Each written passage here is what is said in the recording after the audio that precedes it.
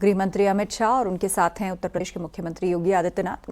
संगम में स्नान पूजा पाठ के बाद गृह मंत्री अमित शाह कार्यक्रम के मुताबिक अक्षय वट के दर्शन करने के लिए जो भी प्रयागराज आता है, कुछ खास जगहें ऐसी हैं जो अध्यात्म से जुड़ी हुई हैं, जो पवित्रता से जुड़ी हुई हैं, उनके दर्शन ज़रूर करता है।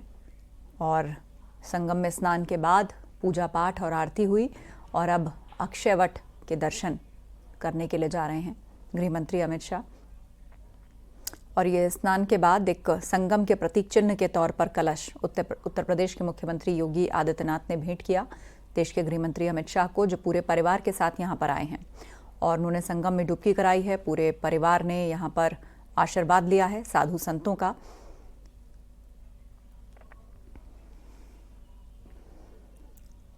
साधु संतों के साथ वो तमाम पवित्र स्थानों पर पूजा अर्चना भी कर रहे हैं। और ये अक्षय वट जहां पर पहुंच चुके हैं गृह मंत्री अमित शाह, उत्तर प्रदेश के मुख्यमंत्री योगी आदित्यनाथ, पूजा पाठ और कुंभ स्नान के दौरान जो तमाम परंपराएं होती हैं उन सभी का पालन करने के बाद अब अक्षय वट पहुंचे हैं गृह मंत्री अमित शाह। प्रयागराज में स्थित अक्षय वट की पौराणिक और धार्मिक मान्यता है। कहा जाता है कि इसके दर्शन मात्र से मानव को अक्षय पुण्य की प्राप्ति होती है। और यहाँ पर पूजा अर्चना करते हुए देश के गृह मंत्री अमित शाह, तस्वीरें आपको दिखा रहे हैं। मंत्रोच्चारण वहाँ पर चल रहा है। यूपी के सीएम योगी आदित्यनाथ वहाँ पर उपस्थित हैं।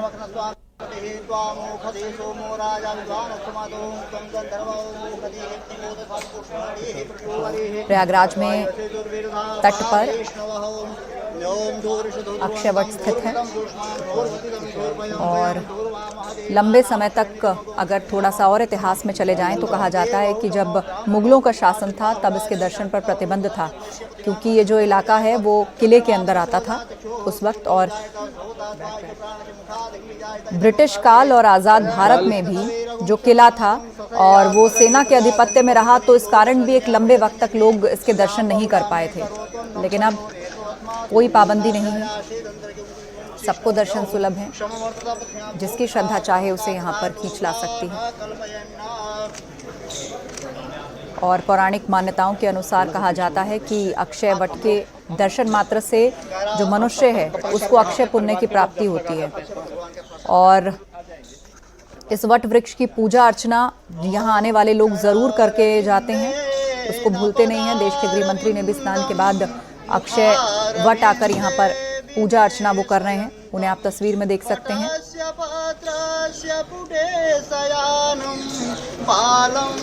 और अक्षय वट जिसका कि पुराणों में भी उल्लेख मिलता है, कहा जाता है कि ये सृष्टि के विकास और प्रलय तक का साक्षी रहा है। और जैसा कि इसका नाम है अक्षय वट, इसका अर्थ भी यही है कि जो कभी नष्ट नहीं हो सकता, जिसका कभी नाश नहीं हो सकता। और ये भी मान्यता है कि इस वृक्ष को माता सीता ने आशीर्वाद दिया था कि प्रलय काल में जब धरती जलमग्न हो जाएगी और सब कुछ नष्ट हो जाएगा, तब भी अक्षय वट हरा भरा ही रहेगा। और उसके साथ ही एक मान्यता और भी है कि बाल रूप में श्री कृष्ण इस वट वृक्ष पर विराजमान हुए थे। बाल मुकुंद रूप धारण करके श्री हरि भी इसके पत्ते पर शयन करते हैं। और पद्म पुराण में अक्षय वट को तीर्थराज प्रयाग का छत्र कहा गया है। और वही अक्षय वट जो तमाम युगों चिरकाल से यहाँ पर मौजूद है। पौराणिक मान्यताओं के अनुसार कभी ना नष्ट होने का आशीर्वाद इसको माता सीता ने दिया हुआ है। कृष्ण की बाल लीला में भी इनका जिक्र मिलता है और मान्यता है कि इनके पत्तों पर श्री कृष्ण शयन करते हैं। और इस अक्षय वट को तीर्थराज प्रयाग का छत्र भी कहा गया है। पद्म पुराण के अंदर ऐसा लिखा हुआ है। और यहाँ पर पूजा अर्चना करते हुए गृह मंत्री अमित शाह, जिनको आप तस्वीरों में देख रहे हैं, और उत्तर प्रदेश के मुख्यमंत्री योगी आदित्यनाथ इस वक्त उनके साथ।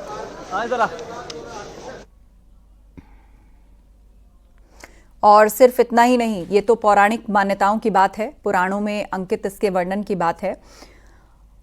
और कई विदेशी दार्शनिकों ने भी अपनी पुस्तकों में इसका जिक्र किया है। चीनी यात्री हेन सांग भी प्रयागराज आए थे और उन्होंने अक्षय वट के बारे में लिखा है कि इस नगर में एक देव मंदिर स्थित है और मंदिर के आंगन में एक विशाल वट वृक्ष है जिसकी शाखाएं और पत्तियां दूर दूर तक फैली हुई हैं।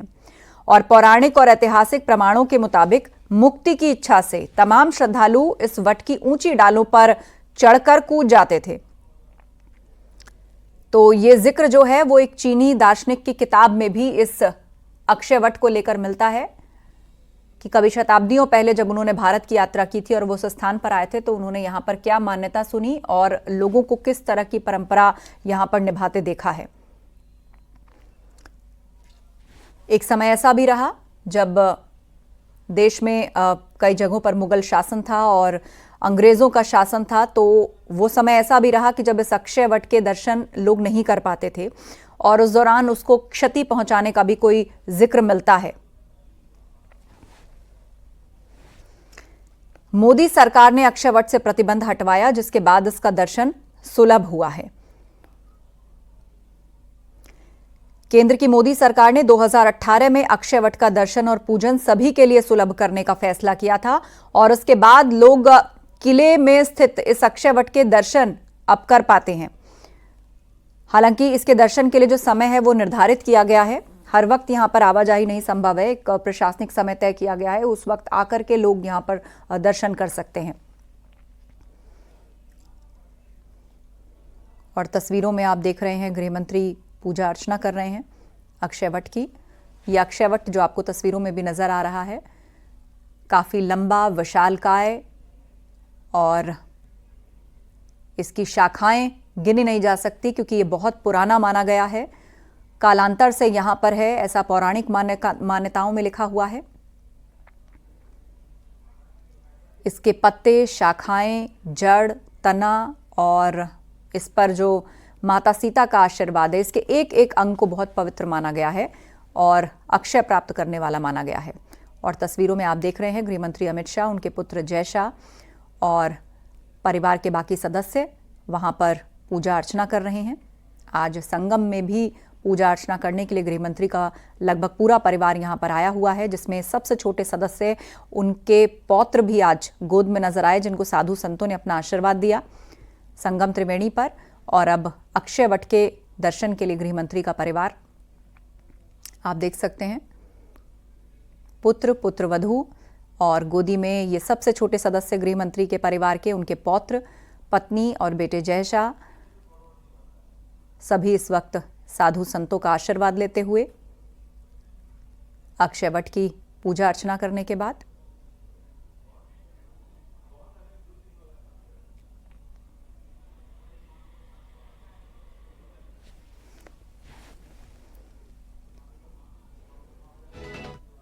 तो तस्वीरों में आप देख रहे हैं कि मुख्यमंत्री योगी आदित्यनाथ लगातार उनके साथ हैं। इसके बाद यहां से जूना अखाड़े के संतों से मुलाकात का भी कार्यक्रम है, जहां पर वो भोजन प्रसाद ग्रहण करेंगे गृह मंत्री और लगभग 1.5 घंटे के आसपास वो यहां पर रुकेंगे। अमित गंजू हमें लगातार जानकारी दे रहे हैं उनके कार्यक्रम के बारे में। अक्षय वट की पूजा अर्चना के बाद अमित, यहां से क्या कार्यक्रम है गृह मंत्री का? देखिए, मैं आपको बताना चाहूंगा, अक्षय वट के पूजन समापन के साथ साथ अब यहाँ से जो पुल पार करके अखाड़े में जाएंगे, जूना अखाड़ा में क्योंकि जो उनका कार्यक्रम था जूना अखाड़ा में लगभग 2 घंटे का था, लेकिन अब जो उनके सिक्योरिटी सोर्सेज का कहना है कि 45 से 50 मिनट्स वहां रहेंगे। पहले अपने परिवार के साथ प्रसाद ग्रहण करेंगे और उसमें मुख्यमंत्री योगी आदित्यनाथ उनके साथ रहेंगे और उसके बाद जो मुनि महाराज जिनकी बात है, उनके आश्रम में 2 से 3 मिनट का कार्यक्रम है, उनके पास जाकर उनको प्रणाम करना है और उसके बाद यहाँ से हेलीपैड के लिए रवाना हो जाएंगे। जी बिल्कुल, उसके बाद वो हेलीपैड के लिए रवाना हो जाएंगे। लगभग 5 बजे के आसपास बताया गया है कि उनकी वापसी हो जाएगी दिल्ली, लेकिन इस वक्त अक्षय वट पर दर्शन कर रहा है उनका पूरा परिवार। अमित, तो पूरे परिवार समेत देश के गृह मंत्री आज प्रयागराज में हैं। त्रिवेणी में भी हमने देखा कि उनके परिवार के सबसे छोटे सदस्य यानी कि उनके पौत्र, उसने अचानक ध्यान खींचा सब लोगों का अपनी तरफ जब साधु संतों ने आशीर्वाद दे रहे थे गोद में लेकर, और यहां पर भी वो गोद में नजर आ रहे हैं। प्रयागराज के हर व्यक्ति के, हर हिंदू के मन में है कि इस वक्त वो आस्था की डुबकी लगाए, क्या आम क्या खास। हर व्यक्ति इस वक्त कोशिश कर रहा है कि वो इन डेट्स में पहुंच जाए, क्योंकि हो सकता है कुछ अमृत स्नान पे पहुंच रहे हैं, कुछ अमृत स्नान पे नहीं पहुंच पा रहे हैं, मगर हर व्यक्ति प्रयास कर रहा है कि वो यहाँ पहुंचे। और ऐसे में भारत के गृह मंत्री अपने परिवार के साथ पहुंचे हैं, जहां एक और उन्होंने सुरक्षा व्यवस्था, उत्तर प्रदेश में इस कुंभ को लेकर व्यवस्थाओं की पूरी जानकारी ली मुख्यमंत्री से, क्योंकि समय समय पे चीजें होती थी, लेकिन जानकारी ली, इनकी बारीकियों को समझा। तो वहीं अपने परिवार के साथ मंत्रोच्चार के साथ पूजन किया, गंगा की डुबकी लगाई। और ऐसे में अब यहाँ से अक्षय वट, और अक्षय वट के बाद साधु संतों और जूना अखाड़ा में उनके साथ मौजूद रहेंगे। और उसके बाद वहां से जैसा कि मैंने आपको पूर्व में बताया और आपके माध्यम से मैं करोड़ों दर्शकों को बताऊंगा कि वो प्रसाद ग्रहण करेंगे अपने परिवार के साथ, उसमें मुख्यमंत्री उनके साथ मौजूद रहेंगे। और यहाँ इनके समापन होने के बाद ये दिल्ली के लिए रवाना होंगे। जी बिल्कुल, दिल्ली के लिए रवाना होंगे और यूपी के सीएम योगी आदित्यनाथ लगातार उनके साथ में हैं। और अमित, देखा जाए तो बीते काफी दिनों से यहाँ पर वीवीआईपीज के आने का सिलसिला बढ़ा है। अब जल्द ही देश के उपराष्ट्रपति, देश के प्रधानमंत्री और यहाँ तक कि देश की राष्ट्रपति भी जल्द प्रयागराज आने वाली हैं कार्यक्रमों के मुताबिक। देखिए, आपने बिल्कुल सही कहा। फरवरी की अगर शुरुआत की बात की जाए तो फरवरी के 1 तारीख से लेकर 10 तारीख के बीच में जो प्रोग्राम सामने आए, क्योंकि 27 तारीख का जहां एक और गृह मंत्री का कार्यक्रम था, तो वहीं 1 तारीख से लेकर 10 तारीख के बीच में जहां एक और उपराष्ट्रपति, राष्ट्रपति द्रौपदी मुर्मू, प्रधानमंत्री और इनके अलावा तमाम एक लंबी लिस्ट आई है, लगभग 74 लोगों की एक ऐसी लिस्ट आई है जो यहाँ पहुंचेंगे और आस्था की डुबकी लगाएंगे। कई एम्बेसडर्स आ रहे हैं। इवन देखा जा सकता है कि देखिए, ये आस्था का संगम है, ये प्यार का संगम है, ये स्नेह का संगम है, ये सम्मान का संगम है, ये भक्ति का संगम है, ये अध्यात्म का संगम है। इसलिए इस मौके पर और इस 144 साल बने वाले जो योग बना है, उसमें हर व्यक्ति पहुंचना चाह रहा है और आस्था की डुबकी लगाना चाह रहा है। वो इस बातों को बिल्कुल अपने जहन में नहीं रख रहा है कि उसका प्रोफाइल क्या है, उसका सिर्फ ये सोचना है कि इस दौरान वो भी आस्था की डुबकी लगाए। बिल्कुल, और इसी सिलसिले में देश के गृह मंत्री परिवार समेत पहुंचे हैं संगम, और जल्द ही देश के प्रधानमंत्री, राष्ट्रपति, उपराष्ट्रपति भी संगम में डुबकी लगाने के लिए आएंगे। अब मौनी अमावस्या करीब आ रही है, ऐसे में कहा जा रहा है कि करोड़ों श्रद्धालु एक बार फिर से यहाँ पर डुबकी लगाएंगे। सबसे बड़ा संयोग जिसे कहा जा रहा है 144 साल बाद की ये मौनी अमावस्या, क्योंकि तमाम अमृत स्नानों में मौनी अमावस्या का जो महत्व है वो सबसे ऊपर माना जाता है। तो उसके लिए क्या प्रशासन की तैयारियां हैं, सुरक्षा के लिहाज से, लोगों के प्रबंधन के लिहाज से? देखिए, आपने बड़ा अहम सवाल पूछा। मौनी अमावस्या पर ऐसा माना जा रहा है कि 10 करोड़ लोग आस्था की डुबकी लगाएंगे, ऐसा माना जा रहा है। और ये आंकड़ा और बढ़ भी सकता है, क्योंकि जो स्थिति लगातार देखने को मिल रही है, हमारे करोड़ों दर्शक देख रहे हैं। पहले दिन से, जिस दिन से इसकी शुभारंभ हुआ महाकुंभ 2025 का, उससे लेके आज 15वां दिन है, और इस दिन लगातार निरंतर, बिना किसी इंटरवल के, बिना किसी स्टॉप के, लगातार श्रद्धालु देश के कोने कोने से, देश नहीं विदेश से भी आ रहे। जैसा कि मैं आपको बताऊं कि न्यूज़ 18 ने ऐसे भारतीयों से बात की गई जो यूएई में है, यहाँ तक कि यूएसए में है, कुछ लोग लॉस एंजलिस हैं, कुछ एलए से हैं, कुछ न्यू जर्सी से हैं, कुछ कतर से हैं, कुछ करामा से हैं, कुछ दुबई से हैं, कुछ बर दुबई से, कुछ दोहा से हैं, यहाँ तक कि लंदन से, कुछ मैनचेस्टर से, कुछ नटफोर्ड से, कुछ पेरिस से हैं, कुछ टोरंटो से हैं, कुछ कनाडा, मतलब देश विदेश के कोने कोने से लोग यहाँ पहुंच रहे हैं। और ऐसे में सुरक्षा एक सबसे बड़ा जिम्मा यहाँ मेला प्रशासन के लिए और जिला प्रशासन पे, जहां एक और मुख्यमंत्री ने सुरक्षा को लेकर एक विशेष दिशा निर्देश दिए हैं। तो यहाँ 2700 वो कैमराज हैं जिनको ICCC के तहत जिनकी मॉनिटरिंग हो रही है, और ICCC में एक शिफ्ट में 130 कर्मचारी अपने कैमरे पर, अपने कैमरे के माध्यम से, अपनी आंखों के माध्यम से एक एक व्यक्ति पर पैनी नजर बनाए। रेलवे स्टेशन प्रयागराज हो, नैनी हो या प्रयाग रामबाग स्टेशन, उनके बाहर से निकलने से लेकर और बस स्टैंड से लेके जितने भी द्वार बने हैं यहाँ तक पे एक एक द्वार पर पैनी नजर बनी और सबको लिंक कराया जा रहा है। और एक IPS लेवल का ऑफिसर उसमें मॉनिटरिंग कर रहा है, क्योंकि VIPs भी आ रहे हैं तो सुरक्षा भी जिम्मा है। पुलिस, PAC, ATS, STF, यहाँ तक कि कमांडोज लगाए गए हैं, और CISF, CRPF, SSB, मतलब और तमाम लोग, पैरामिलिट्री फोर्स भी लगा। और ऐसे में LIU के 7,500 से ज्यादा सिपाही इस जो आस्था की डुबकी लगाने वाले लोग पहुंच रहे हैं उनके बीच में, यानी हर गतिविधि पे पैनी नजर बनाए रखे हैं, क्योंकि जहां एक और VIPs की सुरक्षा इंपॉर्टेंट है। सरकार का कहना है कि मुख्यमंत्री का निर्देश है कि VIPs की सुरक्षा जितनी इंपॉर्टेंट है उतनी इंपॉर्टेंट हर उस एक व्यक्ति की है जो इस संगम की पावन धरती पर पहुंच रहा है। उसकी सुरक्षा, उसका स्थान, उसका सम्मान की जिम्मेदारी सरकार की।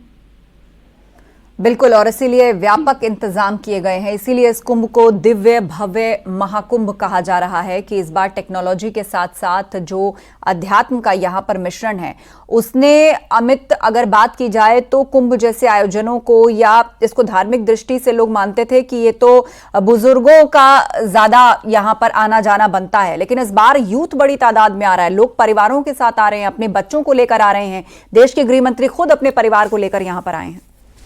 बिल्कुल सही आपने कहा, देश के गृह मंत्री अपने परिवार के साथ लेके आए, मगर एक नारा है जो मैं आपके माध्यम से अपने करोड़ों दर्शकों को जरूर बताना चाहूंगा कि जन्म जन्म के पुण्य फले, आओ सब महाकुंभ चलें। इस नारे को भले ही बैनर और पोस्टर के माध्यम से आगे बढ़ाया गया, मगर ये हर घर में, हर घर के व्यक्ति के दिल और दिमाग पर पहुंचा हुआ है। यही वजह है कि सामाजिक समता का प्रतीक दिव्य भव्य महाकुंभ में हर व्यक्ति भागीदार, क्योंकि पहले समय में अगर सिर्फ कुंभ की बात की जाए तो आदमी कहता था कि वृद्ध व्यक्ति ही जाते हैं। इस महाकुंभ में क्या बच्चे, क्या बुजुर्ग, क्या नवजात, हर व्यक्ति अपने उन बच्चों को, जो निवली बॉर्न बेबी, उनको भी कांधों पर गोदी में बिठा के ला रहे। हालांकि वो बच्चा ये चीज नहीं समझ पाएगा कि कुंभ क्या, मगर इस गंगा के तट पर पहुंचने पर और पानी का छींटा उस बच्चे पर पहुंचने से उसे इस चीज ऐसा आभास हो रहा है, ऐसा उसे विश्वास है कि उसको भी पुण्य इसका मिलेगा, इस धरती पर पहुंचने का पुण्य मिलेगा। और जो चीजें देखने को मिली, युवा पीढ़ी ज्यादा बढ़ चढ़ के हिस्सा ले रही है। जो एक रेशियो बनाया गया उसमें 17.8%, जो फर्स्ट डे की अगर बात की जाए 17.8% वो यूथ से जो फर्स्ट टाइम इसमें आए, और उसके बाद से ये रेशियो बढ़ते बढ़ते 63.7% अब यूथ पहुंच रहा है। इससे समझा जा सकता है कि 63.7% ये वो आंकड़ा है जो INTPR ने अपना लिखा था। हालांकि इस आंकड़े में हो सकता है पॉइंट दशमलव कुछ प्लस माइनस हो सकता है, लेकिन बताने का उद्देश्य है कि यूथ में भी अब इस चलो कुंभ चलो कुंभ चलो कुंभ का नारा उनके दिल और दिमाग पर पहुंच चुका है। यही वजह है कि 13 जनवरी से लेकर 26 जनवरी तक महाकुंभ जो इस तीर्थ नगरी प्रयागराज में है उसका हर व्यक्ति हिस्सेदार बनना चाहता है, इस मूवमेंट को अपने जहन में रखना चाहता है। इसीलिए बिल्कुल, आप लगातार बने रहेंगे अमित हमारे साथ, आगे भी हम आपसे चर्चा करते रहेंगे, वहां का सूरत हाल जानेंगे, लेकिन एक छोटे से ब्रेक का यहाँ पर वक्त है।